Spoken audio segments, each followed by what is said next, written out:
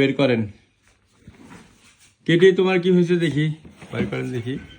Kitty baby, Kitty রে Kitty, কিটিকে এখন আমরা চেক করব। অনেক হালকা হয়ে গেছে। হায় হায় কিটি তুমি হালকা হয়ে গেছো কেন বলো? উড়াল দেয় নাকি? হ্যাঁ উড়াল দেয়, উড়াল দেয়। কিটি তোমাকে এখন আমরা চেক করব। তোমার কি হয়েছে, সমস্যাগুলো একটু বলেন।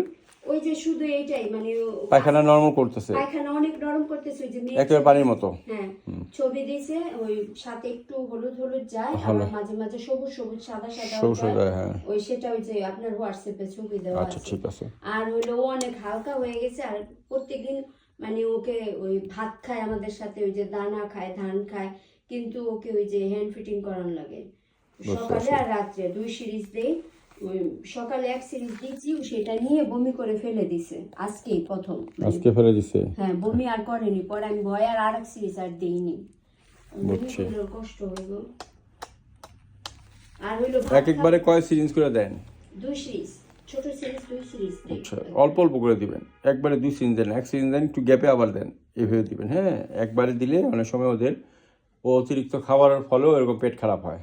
কয়বার দেন এরকম সিরিঞ্জ? সকালে আর রাত্রে 2 সিরিঞ্জ করে দেন। আর এমনি নিজে নিজে মানে সিড টিড এগুলো খায়? হ্যাঁ সারাদিন এই যে হ্যাঁ খায়, তাহলে